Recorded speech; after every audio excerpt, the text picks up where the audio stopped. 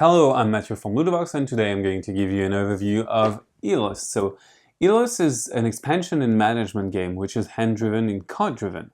So this is a game for 2 to 5 players, ages 10 and up, and it plays for around 4 to 5 minutes. In this game, you are an explorer on a mystical and mythical archipelago, and you try to get to be the richest explorer. And you do so by collecting resources, and these resources will have a certain value, and this value is in victory points or gold. And at the beginning of the game, everything is the same except for gold, which is a bit better. Gold ingots are worth more points. But as the game progresses, you're going to make certain resources more valuable. So ebony could be worth more, or spice, or tincture, or even gold itself. So you're going to manage the value of the different resources that you get, and you want to push to get the most resources of the type that's highly valuable. So you're going to do so with a handful of cards, and these cards are the core of the game. They are the action base and also the currency of the game. So on your turn, you're going to perform 3 phases. The first one is the action phase. It's optional. Then if you have anything on your production tab, you collect the resources and put them behind your screen, and then finally you're going to have a draw phase. So, the action phase. I'm going to show you some of the cards. So for example, I could explore, and in this case, all of the cards have a cost, and the cost is in other cards that we discard. So for example, here I have 1, so I could discard a card to play this one. And some cards have a very high cost. Some cards cost 5, 7, so it's quite expensive. So exploring lets you take a new tile and place it on the board, but you have to make dominoes. You could not do this, for instance. You could also be a pirate, more on that later, and you could also coast and land on an island. If you land on an island, you get to do new stuff, which means you can put pioneers, which are your little meeple. You can put pioneers on the island. But to do so, you need cards. And those cards are very simple. So let me show you. This one is Create a Plantation. So it costs me 2 cards that I discard. So I could create a plantation by placing a pioneer onto an ebony field, a tincture field, or a spice field. When I do that, I increase my production by 1. So in this case, I will produce 1 ebony per turn, which is very nice because it's victory points. So the same goes for the other ones. With the plantation, you can create anything, spice, wood, or tincture. But for gold mines, you need a specific card which is a bit different and which is worth more cards. It's a bit more expensive, if you will.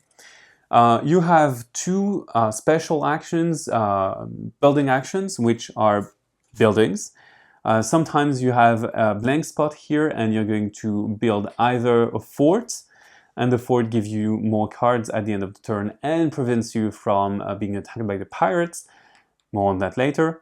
And you also have a shop, and the shop lets you copy the effect of another pioneer on the same island, either yours or another player's. And finally, the last one that we have that I didn't explain is the temple, the ruins. If you coast there and you place a pioneer, you get to explore the ruins and get 3 gold tokens. And you place them not in your production, but behind your screen, and that's a one-shot. It happens only once. So it's kind of interesting, but at the end of the game, when you don't produce anymore, when you are in full scoring mode. And the last action that you have is the market action. To perform a market action, you need to discard a resource to place it back there, and you're going to increase a resource by placing small tokens on them and by masking some parts of the value track. So for example, here gold is worth 8 points per gold, so it's kind of important. So there you go, that's the basic of the action. So on the second phase, I'm just going to look at what I produce, in this case 1 ebony. I take the ebony, place it under my behind my screen, and then that's the end of my production phase. There is no choice in there. And finally, the third phase is the draw phase. I'm going to draw 3 cards plus 1 card per fort, if I have some, and some cards for the ships I have. So I'm going to draw cards and then pass on to the next player.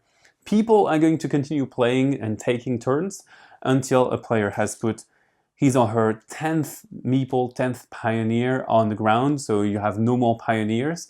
And then this marks the end of the game. We finish the game round, and then we reveal what's behind the screens. So the resources are counted, basically, and you check the values of the resources. So in this case, if I have only this, I have 3 times 8, 24, and 25 with my ebony.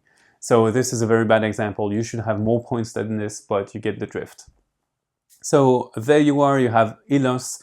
You know basically what goes on in this game. So as you can see, you will have to try to copy other people's strategies, but at the same time, you might want to slow them down by being a pirate.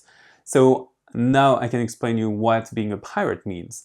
If you go pirate on this island, on this sea tile, all of the islands that touch this sea tile will get maluses. So if you want to perform build actions, you're going to spend actually more cards, so you're going to slow your opponents down. So it's quite important to be a pirate. So now you know almost everything about Ilos, so explore well and see you on Lootbox.